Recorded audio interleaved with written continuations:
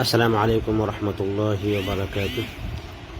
الحمد للہ رب العالمین والصلاة والسلام علی رسولہ الکریم وعلی آلہ واصحابہ اجمعین، اما بعد، فاعوذ باللہ من الشیطان الرجیم، بسم اللہ الرحمن الرحیم، وَلِلَّهِ الْأَسْمَاءُ الْحُسْنَى فَادْعُوهُ بِهَا۔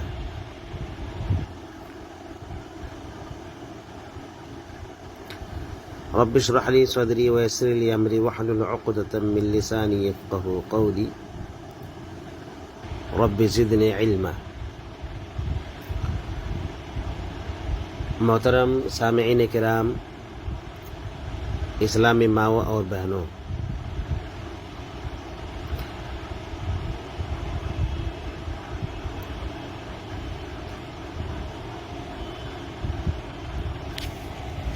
فقہ الاسماء الحسنى کے عنوان سے یہ آج کا ہمارا 6th پارٹ ہے۔ انشاءاللہ آج کے درس کے اندر بعض اسماء حسنى کا معنی اور اس کی تشریح اور تفسیر بیان کی جائے گی۔ اللہ رب العالمین سے دعا ہے کہ اللہ تعالی ہمیں اس کی معرفت حاصل کرنے اور اس کی کما حقہ عبادت کرنے کی توفیق عطا فرمائے۔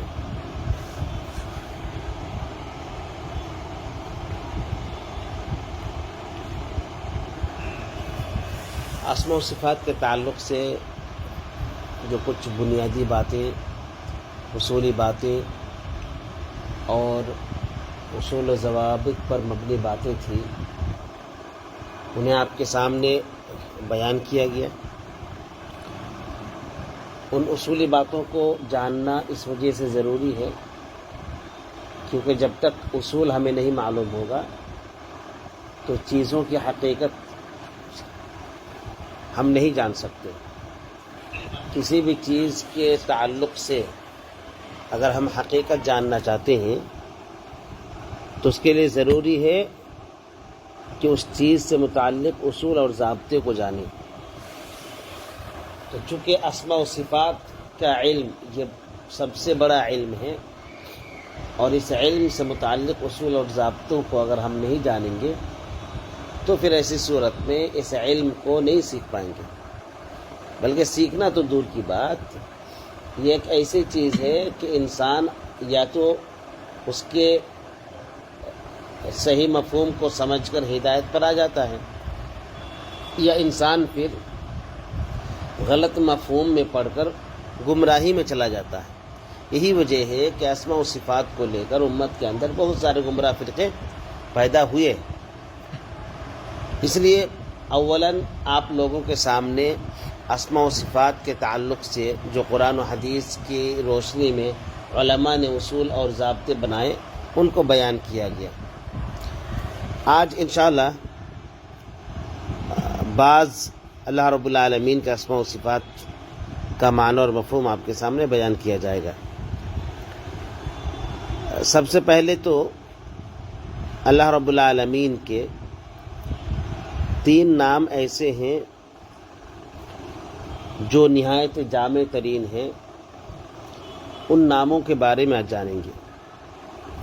پہلا اللہ اور دوسرا الرب اور تیسرا الرحمن۔ حقیقت یہ ہے کہ یہ وہ 3 نام ہیں جن کے ارد گرد تمام اسماء و صفات گھومتے ہیں۔ یعنی آپ کسی بھی صفت کو لے لیں اللہ رب العالمین کی، جو صفت نام ہیں، آپ دیکھیں گے کسی نہ کسی طرح سے ان تینوں کے ساتھ ان کا تعلق ہے۔ گویا کہ یہ 3 اسماء ایسے ہیں جو نہایت جامع ہیں، منبع ہے، مصدر ہے، یعنی مرجع ہے۔ تمام اسماء انہی کی طرف لوٹتے ہیں۔ تو سب سے پہلے تو ان 3 کے بارے میں یہاں پر آج کے درس میں ذکر ہوگا۔ یہ جو 3 نام ہیں، اللہ، الرب اور الرحمن، اللہ رب العالمین نے قرآن کے اندر سب سے عظیم ترین سورہ، جس کو باقاعدہ فاتحۃ الکتاب کہا جاتا ہے، کتاب کا مقدمہ، جس سورہ کو القرآن العظیم کہا جاتا ہے، عظیم قرآن، جس سورہ کو شفا کہا جاتا ہے، مکمل شفا پر مبنی سورہ ہے، اور جس سورہ کو افضل عبادت، نماز، جو عبادت میں سب سے افضل ترین عبادت ہے، نماز کی ہر رکعت کے اندر تلاوت کو واجب اور ضروری قرار دیا گیا ہے، یعنی سورہ فاتحہ۔ تو آپ دیکھیں گے کہ سورہ فاتحہ کے اندر اللہ رب العالمین نے ان 3 ناموں کا ذکر کیا ہے، اور سب سے پہلے اللہ رب العالمین نے انہی 3 ناموں کے بارے میں کہا، الحمدللہ، تمام تعریف اللہ کے لیے، کیونکہ للہ یہ اللہ ہے، لی اللہ ہے اصل میں، تو وہ الف ہٹا کر للہ ہو گیا، تو یہاں پر اللہ کے نام کا ذکر ہے، گویا کہ جو قرآن کی سب سے عظیم سورہ ہے، جس سورہ کو نماز کی ہر رکعت کے اندر پڑھنے کو واجب قرار دیا گیا ہے، اس سورہ کی ابتدا ہوتی ہے جس اسم کے ذریعے سے، یعنی جس اسم کو سب سے پہلے ذکر کیا گیا ہے وہ اسم جلالہ ہے، وہ اللہ ہے، جو اللہ رب العالمین کا جو واضح ترین ایک صفتی نام ہے، رب العالمین۔ اس کے بعد دوسرے نمبر پر رب کا لفظ استعمال ہوا ہے، تمام جہانوں کا رب ہے، تو سورہ فاتحہ کے اندر اللہ کے بعد رب کا ذکر ہوا، اس کے بعد پھر الرحمن الرحیم، تو اس کے بعد پھر تیسرے نمبر پر الرحمن کے لفظ کا ذکر ہوا ہے۔ تو حقیقت یہ ہے کہ یہ جو 3 نام ہیں، ان 3 ناموں کی حقیقت کو ہمیں جاننا چاہیے، اگر واقعی معنی میں اللہ رب العالمین کی ہم معرفت حاصل کرنا چاہتے ہیں تو ان 3 ناموں کے بارے میں جاننا بہت ضروری ہے۔ آپ دیکھیں کہ توحید اصل کیا ہے، یہ جو دنیا بنائی گئی، حقیقت یہ ہے کہ توحید ہی کی وجہ سے دنیا کا ایجاد اللہ رب العالمین نے کیا، کس وجہ سے؟ اللہ کی عبادت کے لیے، جن و انس کو اللہ رب العالمین نے بنایا کس لیے؟ اللہ کی عبادت کے لیے، تو کہ دنیا کا وجود کس لیے ہوا ہے؟ توحید کے لیے ہوا، اللہ رب العالمین کی عبادت کے لیے، وہ تنہا عبادت کے لائق ہے، تو اس توحید کے لیے اس دنیا کا وجود ہوا ہے۔ تو آپ دیکھیں گے کہ توحید جو 3 چیزوں پر مشتمل ہے، ایک تو توحید ربوبیت، ایک تو توحید الوہیت، اور ایک توحید اسماء و صفات۔ تو حقیقت یہ ہے کہ یہ 3 جو نام ہیں یہ توحید پر مشتمل ہیں، توحید کے تمام گوشوں کو شامل ہیں۔ آپ دیکھیں کہ لفظ اللہ جو ہے یہ توحید الوہیت پر مشتمل ہے، اور لفظ رب یہ توحید ربوبیت پر مشتمل ہے۔ رب کا معنی جب آگے بتایا جائے گا تو وہاں پر آپ سمجھ سکتے ہیں کہ کس طرح سے توحید ربوبیت اس کے اندر پائی جاتی ہے۔ اس طرح سے جو الرحمن ہے، تو الرحمن بھی اتنی جامع ترین ہے کہ اس کے اندر اللہ رب العالمین کی رحمت، اللہ تعالیٰ کا جود و سخا، اللہ تعالیٰ کی مہربانی، اللہ رب العالمین کرم کرتا ہے، اللہ رب العالمین نرمی کرتا ہے، اللہ رب العالمین لطف کا معاملہ کرتا ہے، اللہ تعالیٰ احسان کرتا ہے، اللہ سبحانہ و تعالیٰ بندوں کو معاف فرماتا ہے، اللہ رب العالمین بندوں کو پسند فرماتا ہے، اللہ تعالیٰ بندوں پر خاص رحمتیں نازل کرتا ہے۔ تو یہ تمام چیزیں کس کے اندر شامل ہیں؟ الرحمن کے اندر شامل ہیں۔ تو ایک تو توحید ربوبیت، توحید الوہیت، اور دوسرے جو توحید اسماء و صفات ہے، جس کے اندر بہت ساری صفاتیں جو ہے نا آپ پائیں گے کہ وہ اللہ رب العالمین کے ان وہ جو صفت رحمان ہے اس کے اندر شامل ہیں۔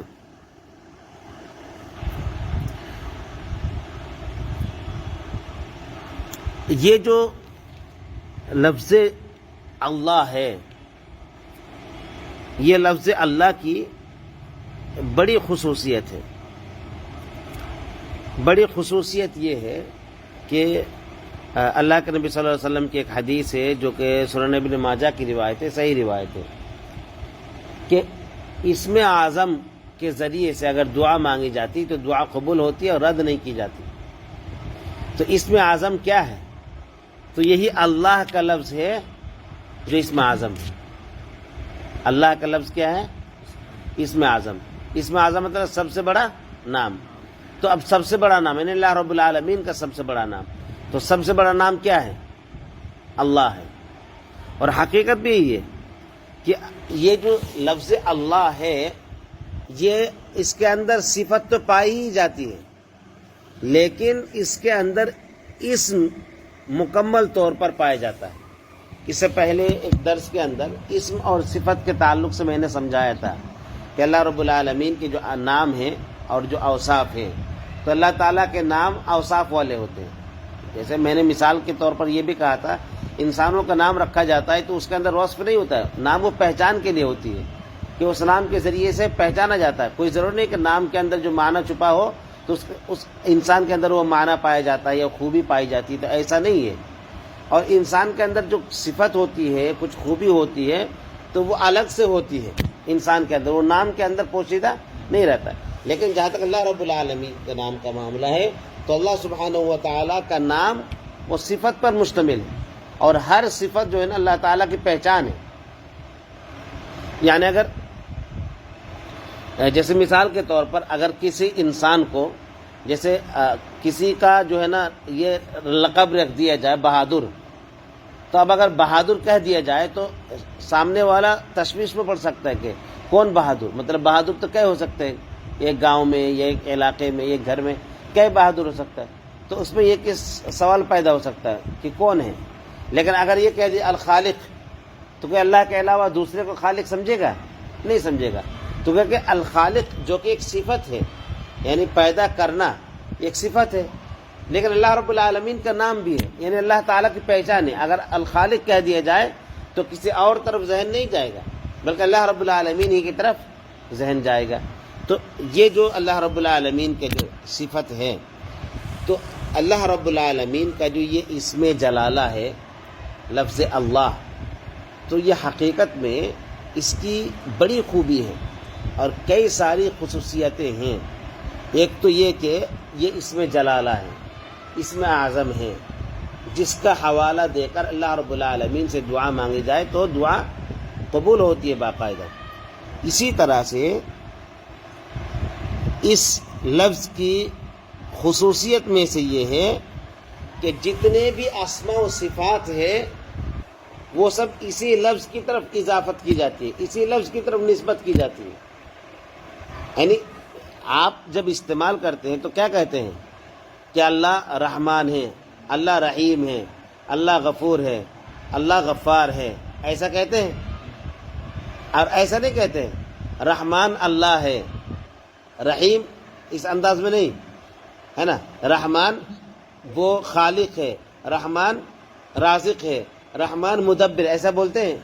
اللہ بولتے ہیں۔ تو اب دیکھیے کہ یہ جو اللہ کا لفظ ہے، اس کی خصوصیت یہ ہے کہ یہ صفتی نام ہے، لیکن اللہ تعالیٰ کا ذاتی نام بن گیا۔ یہ کیا نام بن گیا؟ ذاتی نام، یعنی ایسا کہ ذات سے اس کا ریلیٹڈ ہو گیا، ذات سے ریلیٹڈ ہو گیا۔ یعنی آپ ذات کیا ہے، جیسے مثال کے طور پر انسانوں میں آپ کیا بولیں گے؟ زید ایسا ہے، زید ویسا ہے، زید ویسا ہے، ایسا کریں گے۔ خالد ایسا ہے، خالد ویسا ہے، ایسا بولتے ہیں، خالد کا نام لیا جاتا ہے۔ تو اب یہ جب اللہ رب العالمین کے بارے میں جب کہا جاتا ہے تو کیا کہا جاتا ہے کہ اللہ رحمان ہے، اللہ رحیم ہے، اللہ غفار ہے، اس انداز میں بولا جاتا ہے۔ تو یہ اللہ رب العالمین کے خاص نام ہیں۔ مثال کے طور پر جیسے آپ وہ آیت جو بار بار میں پڑھتا ہوں، وَلِلَّهِ الْأَسْمَاءُ الْحُسْنَىٰ فَادْعُوهُ بِهَا، کیا کہا؟ اور اللہ کے لیے اسماء حسنیٰ ہے، لہذا تم انہی اسماء کے ذریعے سے اس کو پکارو۔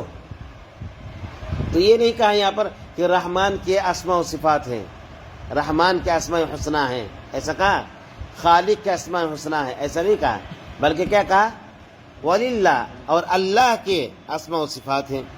اسی طرح سے ایک اور مقام پر اللہ رب العالمین نے یہ کہا کہ اللہ لا الہ الا ہو لہ الاسماء الحسنى، اللہ ہی ہے جس کے علاوہ کوئی حقیقی معبود نہیں، اسی کے لیے اسماء حسنہ ہے۔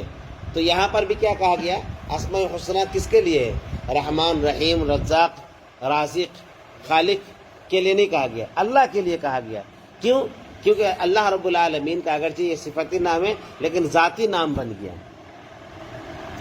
ایسے آپ دیکھیں گے قرآن کی کتنی ساری آیتیں ہیں، اس میں اللہ تعالیٰ کا تعارف بتایا گیا ہے۔ کیا؟ جیسے سورہ اخلاص میں کیا کہتے ہیں، قل هو اللہ احد، آپ کہہ دیجئے اللہ ایک ہے۔ یہ نہیں کہ قل هو الرحمن احد، آپ کہہ دیجئے رحمان ایک ہے۔ کیا کہا گیا ہے؟ اللہ ایک ہے۔ تو اللہ تعالیٰ کا ذاتی نام بن گیا باقاعدہ۔ اسی طرح سے آپ کو قرآن کی بہت ساری آیتیں، جیسے سب سے زیادہ جہاں پر اللہ رب العالمین کے اکٹھے جو ہے نا اسماء و صفات بیان ہوا ہے سورہ حشر کے اندر، اس میں ہے هو اللہ الذی لا الہ الا هو، تو هو اللہ، وہ اللہ ہے نا جس کے علاوہ کوئی حقیقی معبود نہیں، وہ عالم الغیب ہے، عالم الشہادہ ہے، هو الرحمن الرحیم ہے نا، هو اللہ الذی، پھر یہاں پر اللہ ہے، اللہ وہ ہے جس کے علاوہ کوئی حقیقی معبود نہیں، الملک ہے، القدوس ہے، السلام ہے، المؤمن ہے، المہیمن ہے، العزیز ہے، الجبار ہے، المتکبر ہے۔ اور اسی طرح سے هو اللہ، پھر آگے اللہ وہ ہے جو الخالق ہے، الباری ہے، المصور ہے، لہ الاسماء الحسنى، اس کے لیے اسماء حسنہ ہے۔ تو اب دیکھیں گے کہ یہاں پر اللہ ایسا ہے، اللہ ایسا ہے، اللہ ایسا ہے، تو بار بار لفظ اللہ کا ذکر ہو رہا۔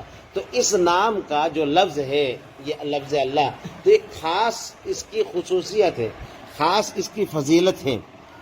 تو اس نام کو باقاعدہ اللہ رب العالمین کے ذاتی نام کے طور پر اللہ تعالیٰ نے قرآن کے اندر استعمال کیا ہے۔ اسی طرح سے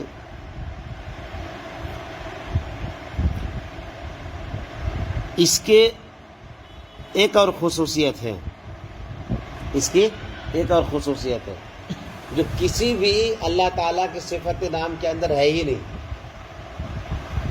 کبھی کبھار گرامر جیسے بنایا جاتا ہے تو کہتے ہیں کہ شاذ قاعدہ ہوتا ہے۔ شاذ قاعدہ مطلب گرامر ہے لیکن یہ تھوڑا سا ہٹ کے ہے، یعنی گرامر کے ضمن میں نہیں آتی ہے، وہ ویسے ہی استعمال ہوتا ہے۔ اب اس کے اندر کوئی گرامر لاگو نہیں ہوتا، کوئی گرامر، کیونکہ وہ ویسے ابھی اہل زبان جو ہے، زبان والے اگر ویسے استعمال کرے، تھوڑا سا گرامر سے ہٹ کے ہو گیا، ٹھیک ہے، تو وہ ایک خاص کسی زبان کے استعمال کی وجہ سے اس کی خاص خصوصیت ہوتی ہے۔ ابھی آپ دیکھیں گے کہ عربی کے اندر جیسے آپ کسی کو پکار رہے ہیں تو کوئی ایسا ہے جس کے نام پہ الف لام لگا ہے۔ کیا لگا ہے؟ الف لام۔ جیسے الرجل، رجل آدمی، الرجل ہے اصل میں، تو الرجل ہو گیا، تو اس میں الف لام لگا ہے۔ ال جو ہے نا لگایا جاتا ہے کسی چیز کو خاص کرنے کے لیے، ٹھیک ہے، تو ال جو ہے لگایا جاتا ہے، جیسے انگلش میں دا لگاتے ہیں، THE، دا، ہے نا، تو ایسے ہی عربی میں ال لگایا جاتا ہے۔ حالانکہ ال کے بہت سارے معنی ہیں، اس کے الگ الگ قسمیں ہیں، الگ الگ معنی استعمال ہوتے ہیں۔ جب حرف ندا لگتی ہے، یا جو ہے نا، یا حرف ندا، یا ہم کہتے ہیں یا اللہ، ایسے بولتے ہیں نا، تو حرف ندا جب لگے تو عربی میں قاعدہ یہ ہے کہ وہ لفظ جس کے اندر الف لام آیا ہوا ہو تو حرف ندا لگنے کی وجہ سے الف لام ہٹ جاتا ہے، الف لام ہٹ جاتا ہے۔ جیسے مثال کے طور پر الرجل کا لفظ ہے، تو آپ ایک آدمی کو بلا رہے ہیں تو آپ یہ نہیں بولیں یا الرجل، کیا بولیں گے؟ یا رجلو، کیا بولیں گے؟ یا رجلو، ال ہٹا دیں گے آپ کو، ٹھیک ہے، ابھی اللہ رب العالمین کے یہ اللہ کا لفظ چھوڑ کر اور بھی نام لے لیجیے، جیسے الرحمن، تو آپ جب پکاریں گے تو کیسے پکاریں گے؟ یا الرحمن کہ یا رحمان، یا رحمان، یا رحمان پکارا جاتا ہے، یا الرحمن نہیں پکارا جاتا ہے نا۔ ایک نظم بھی بہت زیادہ مشہور ہے، یا رحمان یا رحمان، وہ بولتے ہیں نا یا رحمان، عربی کا نظم ہے نا، باقاعدہ حمد پر مشتمل ہے، غالباً شیخ مشیری نے اس کو پڑھا ہے۔ تو ابھی اس میں کیا ہے، یا الرحمن نہیں بولتے، یا رحمان، ٹھیک ہے؟ کیوں؟ کیونکہ قاعدہ یہ کہ جس پہ الف لام لگا ہو، الرحمن میں الرحمن اصل میں وہ ال لگا ہوا ہے، تو قاعدہ یہ ہے کہ یا لگنے کی وجہ سے کیا ہوتا ہے، ال جو ہے نا ہٹ جاتا ہے، یا لگنے کی وجہ سے ال ہٹ جاتا ہے، جیسے یا رحمان ہو گیا۔ لیکن یہ ایک واحد لفظ ہے، کون؟ اللہ، جس کا الف لام نہیں ہٹتا، جس کا الف لام نہیں ہٹتا، یعنی وہ اصل میں کیا ہے، الالہ ہے۔ اللہ اصل میں کیا ہے، الالہ۔ تو یا لگنے کی وجہ سے جب اللہ کو آپ اللہ پکاریں گے تو یا اللہ کے بجائے کیا ہونا چاہیے، یا الہ۔ اللہ کے وجہ کیا ہونا، عربی گرامر کے حساب سے کیا ہونا چاہیے، یا الہ، مطلب وہ ال ہٹ گیا تو یا الہ ہونا چاہیے، لیکن یا الہ نہیں لگتا ہے، کیا لگتا ہے، یا اللہ۔ تو اس کی خصوصیت یہ ہے کہ واحد ایک ایسا لفظ ہے کہ یا لگنے کی وجہ سے ال نہیں ہٹتا۔ ال کس لیے لگایا جاتا ہے، کسی چیز کو خاص کرنے کے لیے۔ یہ لفظ اتنا خاص ہے، اتنا خاص ہے کہ جب انسان پکارتا ہے نا تو پکارنے میں ایک تو ایسے ہی خاص بن جاتا ہے، ال جو ہٹ جاتا ہے، تو ال ہٹنے کی وجہ یہ ہے کہ جب انسان پکارتا ہے گویا کہ اس کے سامنے ہے، یعنی جس کو پکار رہا ہے اس کے سامنے، تو جو سامنے ہو تو وہ خاص ہو گیا نا، تو اس لیے وہ ال ہٹ جاتا ہے۔ لیکن یہ جو لفظ ہے یہ خاص الخاص ہے، یعنی اتنا خاص ہے کہ یا کے ذریعے سے ال ہٹ جانا چاہیے کیونکہ وہ اسے ہی خاص بن جاتا ہے، لیکن اس سے ال نہیں ہٹتا کیونکہ یہ بہت ہی خاص لفظ ہے۔ بات سمجھ میں آ رہی؟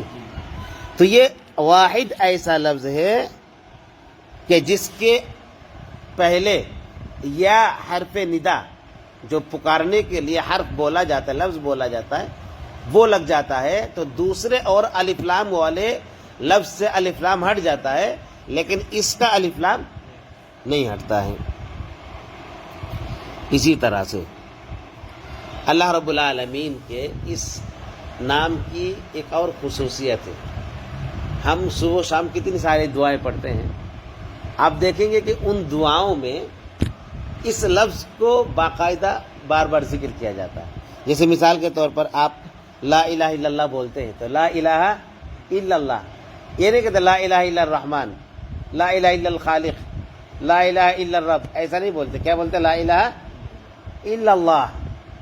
لا الہ الا اللہ بولتے ہیں تو اللہ کا استعمال ہوتا ہے وہاں پر۔ اسی طرح سے ہم کیا بولتے ہیں، تکبیر، اللہ اکبر۔ اب یہاں پر یہ دعا ہے، الرحمن اکبر نہیں بولا جاتا ہے، کیا بولا جاتا ہے، اللہ اکبر۔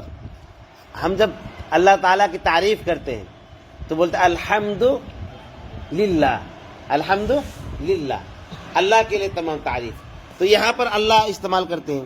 اسی طرح سے جب تسبیح بولتے ہیں تو ہم کیا کرتے ہیں، سبحان اللہ، تو وہاں پر بھی اللہ استعمال کرتے ہیں۔ اسی طرح سے ہم جو لا حول ولا قوت الا باللہ، لا حول ولا قوت الا بالرحمن بالخالق بالرزاق نہیں بولتے، کیا بولتے ہیں، الا باللہ بولتے ہیں۔ اسی طرح سے جب ہم انا للہ پڑھتے ہیں، جیسے کب کوئی حادثہ ہو گیا تو ہم کیا کہتے ہیں، انا للہ، انا للہ پڑھتے، انا للرحمن نہیں پڑھتے، للرحیم نہیں پڑھتے، انا للہ پڑھتے، تو وہاں پر اللہ استعمال کرتے ہیں۔ اور اسی طرح سے آپ بسم اللہ بولتے ہیں تو بسم اللہ میں بھی اللہ ہے۔ تو آپ ذرا دیکھیے کہ بندہ جب اللہ کی بڑائی بیان کرتا ہے، اللہ کی تعریف کرتا ہے، اللہ کے لیے تحلیل کرتا ہے، لا الہ الا اللہ پڑھتا ہے، اور اسی طرح سے دیگر اور جو اذکار ہیں آپ وہاں پہ بھی دیکھیں گے، اعوذ باللہ، بسم اللہ، اور بھی بہت سارے اذکار، تو صبح سے لے کر شام تک آپ ان اذکار میں صرف اللہ اللہ اللہ کہتے ہیں۔ تو یہ بھی اس لفظ کی خصوصیت میں سے ہے۔ اسی طرح سے ایک اور خصوصیت ہے اس لفظ کی خصوصیت یہ ہے کہ قرآن میں سب سے زیادہ وارد ہونے والا لفظ یہی اللہ ہے، سبحان اللہ۔ یعنی یہ جو اسم اعظم ہے، یہ اللہ رب العالمین نے لفظ کے اعتبار سے، معنی کے اعتبار سے اس کو بلند رکھا ہے، کیونکہ اللہ کی ذات پر دلالت کرتا ہے یہ لفظ۔ صفت تو ہی ہے اللہ تعالیٰ کی ذات پر۔ کتنی مرتبہ استعمال ہوا ہے؟ 2200 سے بھی زیادہ، یعنی 2200۔ اب قرآن ہے 114 سورتیں ہیں، اور ان میں اس لفظ کا استعمال 2200 سے بھی زیادہ، یعنی 2200 سے بھی زیادہ مرتبہ اس لفظ کا استعمال ہوا ہے۔ کوئی اور لفظ ایسا نہیں ہے۔ ہاں جی، اچھا، ایک اور اس کی خصوصیت ہے، وہ یہ کہ قرآن کی تقریباً 33 ایسی آیتیں ہیں۔ کتنی؟ 33، جس کی ابتدا لفظ اللہ سے ہوتا ہے۔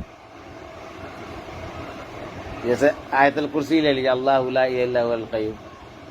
تو ایسے ہی پورے قرآن کے اندر 33 ایسی آیتیں ہیں جس کی ابتدا ہی اس لفظ سے ہوتا ہے۔ تو آپ ذرا تصور کیجئے کہ اس لفظ کو اللہ رب العالمین نے کس طرح سے بہت زیادہ آگے رکھا ہے۔ تو یہ لفظ واقعی معنوں میں بہت کمال کا لفظ ہے، لفظ اللہ۔ لفظ اللہ جس کا معنی اصل کیا ہے؟ جس کا معنی خود ابن عباس رضی اللہ تعالیٰ عنہ، جو کہ حبر الامہ، امت کے سب سے بڑے مفسر، وہ کہتے ہیں کہ اللہ ذو الالوہیہ والعبودیہ علی خلق اجمعین۔ اس کا معنی بتاتے ہیں، جو الوہیت والے اور عبودیت والے ہیں تمام مخلوقات پر۔ الوہیت اور عبودیت لفظ الگ الگ ہے، لیکن معنی دونوں کا ایک ہے۔ الوہیت کا جو معنی ہے، عبودیت کا بھی وہی معنی ہے۔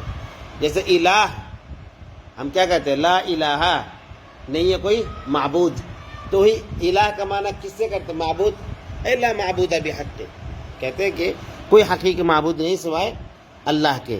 تو الوہیت والا اور اسی طرح سے عبودیت والا اللہ رب العالمین کے لفظ کا معنی کیا ہے۔ تو اللہ رب العالمین الوہیت والا ہے، اور اسی طرح سے اللہ رب العالمین کیا ہے؟ عبودیت والا ہے۔ آپ دیکھیں گے کہ اللہ تعالیٰ کو تخلیق کا جو اصل مقصد ہے وہ یہی الوہیت ہی ہے۔ تمام انبیاء علیہ الصلوۃ والسلام کو مبعوث کیا، بعثت کا مقصد ہی کیا ہے؟ یہی الوہیت ہی ہے۔ مشرکین کے درمیان لڑائی کی وجہ بھی یہی الوہیت ہے۔ لڑائی کی وجہ کیا تھی؟ الوہیت ہی تھی۔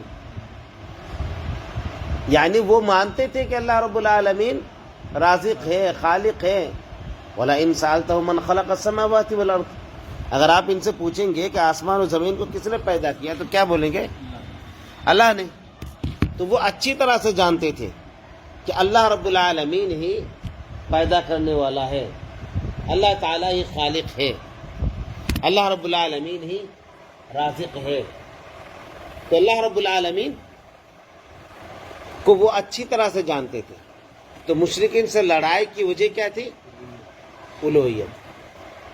اللہ کے نبی صلی اللہ علیہ وسلم نے جب کہا یا ایھا الناس قولوا لا الہ الا اللہ تفلحوا، اے لوگوں کہہ دو لا الہ الا اللہ، کامیاب ہو جاؤ گے۔ تو اللہ کے نبی صلی اللہ علیہ وسلم کے یہ کہنے سے مشرکین نے کیا سمجھا؟ اس کے کہنے کا مطلب یہ کہ سارے معبود کو چھوڑنا پڑے گا۔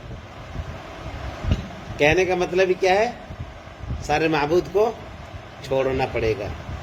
تو یہ جو الوہیت ہے حقیقت میں اس کی وجہ سے اللہ رب العالمین نے کائنات کو پیدا کیا، اسی کی وجہ سے مشرکین سے لڑائی ہوئی، اسی کے لیے اللہ تعالیٰ نے تمام انبیاء علیہم الصلوۃ والسلام کو مبعوث کیا۔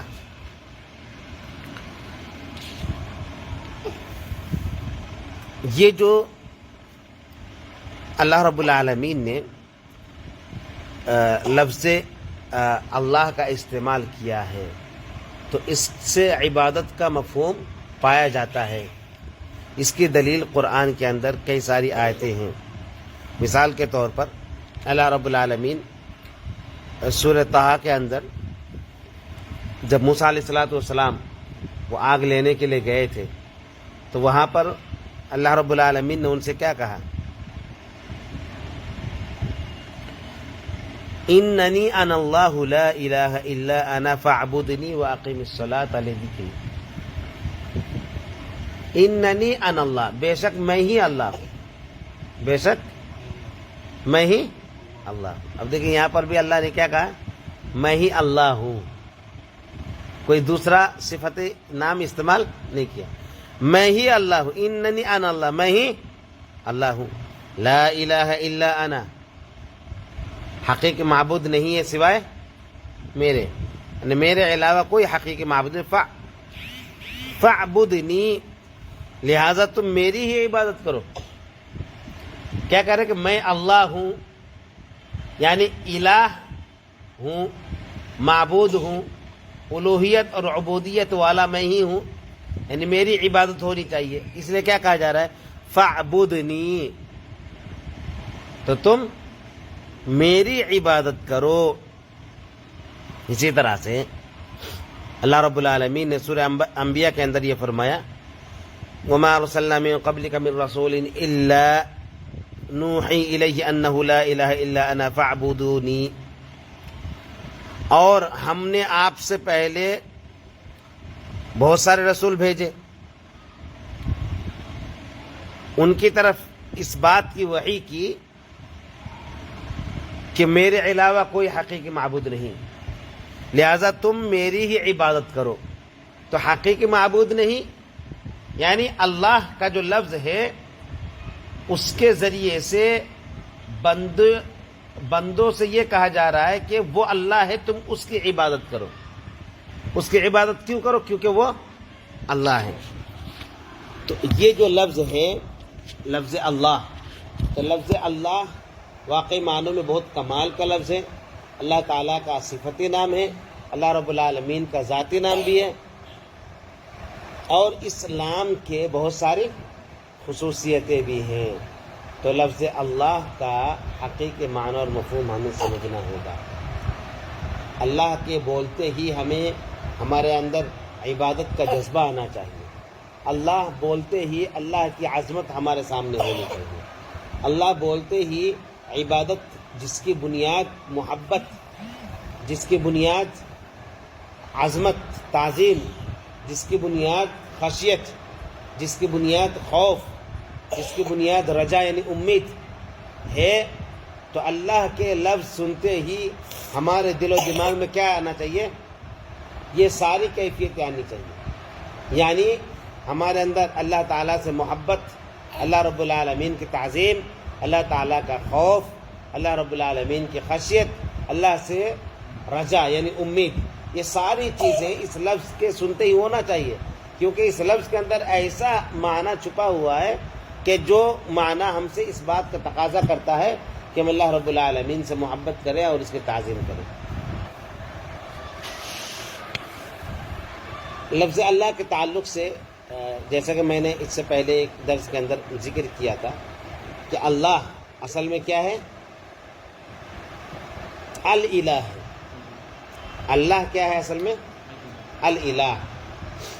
تو الالہ میں عربی کے اندر ہوتا یہ ہے کہ ابھی یہ اللہ کیسے بن گیا؟ الالہ بولنا چاہیے، لا الہ الا الالہ، الا الہ ہونا چاہیے، الا اللہ کے بجائے الا الہ ہونا چاہیے۔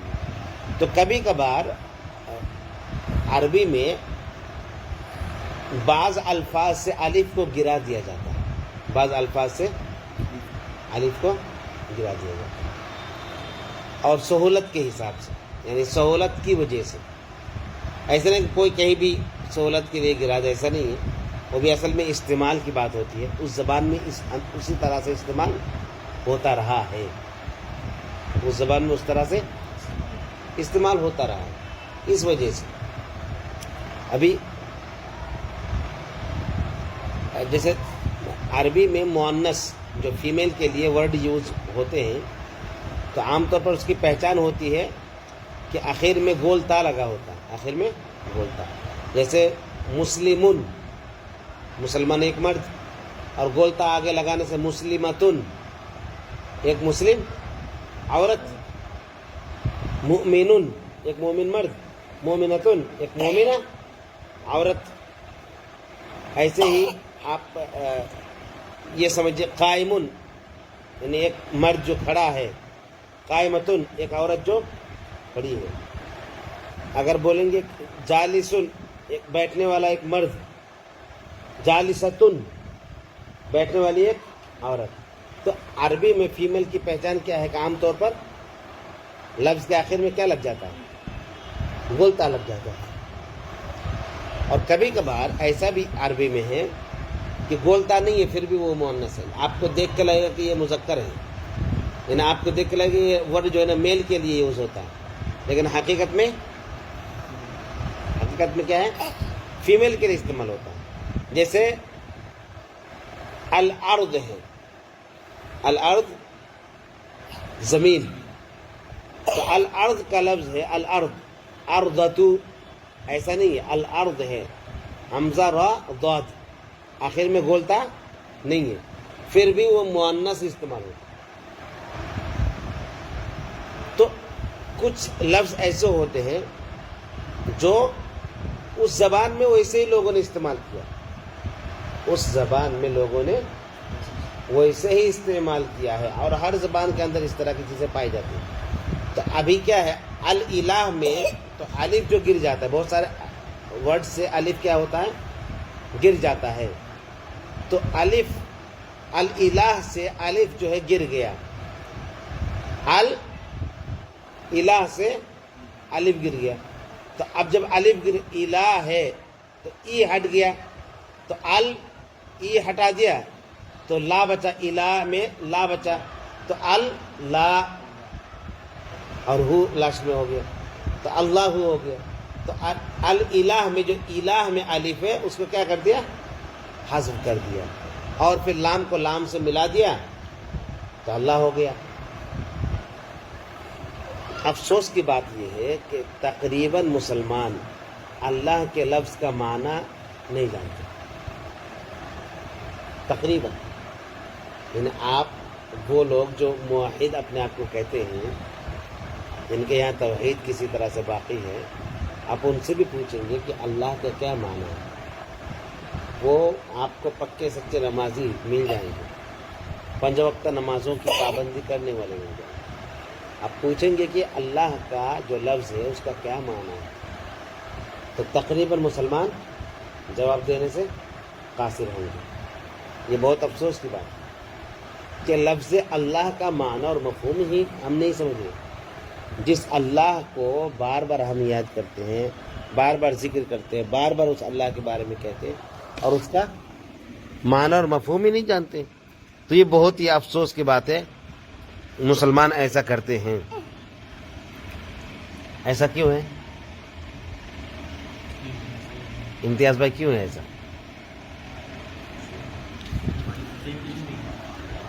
حقیقت یہ ہے کہ علم کی بڑی قوت. اسلام کے اوپر کی چیزوں کو ہم نے لے لیا، اور جو اسلام کی روح ہے، جو اسلام کی اصل بنیاد ہے، ہم نے ان کو ترک کر دیا. حقیقت یہی ہے. یہی وجہ ہے کہ آج اکثر مسلمان توحید سے دور ہیں، یعنی اپنے آپ کو مسلمان کہتے ہیں اور کہتے ہیں ہم ایک اللہ کی عبادت کرتے ہیں، لیکن وہ غیر اللہ کی بھی عبادت کرتے ہیں. اس بات کو سمجھتے نہیں کہ غیر اللہ کی عبادت کرتے ہیں. اگر وہ قرآن پڑھ لیں اور قرآن کے معنی اور مفاہیم کو سمجھ لیں تو ان کے سامنے بالکل بات واضح ہو جائے گی کہ وہ جو کر رہے ہیں وہ غیر اللہ کی عبادت ہے۔ تو مسلمان کے پاس علم نہ ہونے کی وجہ سے آج مسلمان توحید سے بھی ہاتھ دھو بیٹھے ہیں۔ ابھی جو قبر کو سجدہ کرنے والے، قبر کو پوجنے والے لوگ ہیں، ان کا حال یہ ہے کہ ابھی وہ مورتیوں پر مالا چڑھاتے ہیں۔ نعوذ باللہ من ذالک، ایسا معاملہ آ گیا۔ تو حقیقت یہ ہے کہ علم کی بڑی کمی ہے، اور علم کی کمی کی وجہ سے اللہ کو مسلمانوں نے نہیں پہچانا، اور جب اللہ کو نہیں پہچانا تو اللہ کا حق کیسا ادا کر سکتے ہیں؟ اللہ کی عبادت کیسے کر سکتے ہیں؟ اللہ کی توحید کو کیسے سمجھ سکتے، کیسے اپنا سکتے؟ نہیں اپنا سکتے، علم نہ ہونے کی وجہ سے۔ تو یہ بہت ہی المیہ ہے مسلمانوں کے ساتھ کہ مسلمان علم حاصل نہیں کرنا چاہتے۔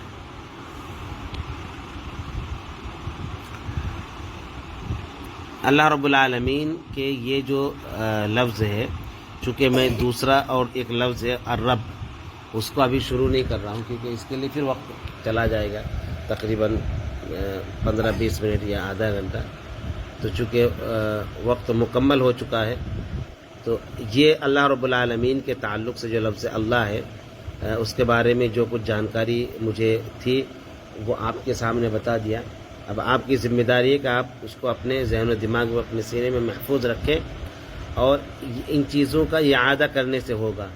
جیسے آپ نے سنا اور اس کے بعد پھر آپ کسی سے ذکر کر رہے ہیں کہ درس کے اندر ایسا اور ایسا میں نے سنا اللہ کے لفظ کے بارے میں، اس کی یہ خصوصیتیں ہیں اور یہ معنی اور مفہوم ہیں۔ اس طرح سے آپ جو ہے علم کو اپنے دماغ میں پختگی کے ساتھ بٹھا سکتے ہیں، مذاکرہ کرنے سے۔ مذاکرہ کرنا یعنی ایک دوسرے سے اعادہ کرنا، ایک دوسرے کے سامنے اس علم کو دہرانا۔ تو اگر آپ ایسا کرتے ہیں تو انشاءاللہ یہ جو کچھ بھی علم کی باتیں ہو رہی ہے وہ آپ کے ذہن و دماغ میں پھر بیٹھی رہیں گی۔ اللہ رب العالمین سے دعا ہے کہ اللہ تعالی ہمیں اللہ تعالیٰ کی معرفت حاصل کرنے اور اللہ کے جو ہم پر حقوق ہیں ان حقوق کی ادائیگی کی توفیق عطا فرمائے، اللہ کی کما حقہ قدر کرنے کی توفیق عطا فرمائے، اللہ کی کما حقہ عبادت کرنے کی توفیق عطا فرمائے، اللہ رب العالمین کی تعظیم، اس سے محبت، اس کا خوف اور اس سے امید اپنے دل میں پیدا کرنے کی توفیق عطا فرمائے۔ آمین وآخر دعوانا الحمدللہ رب العالمین۔ السلام علیکم ورحمۃ اللہ وبرکاتہ۔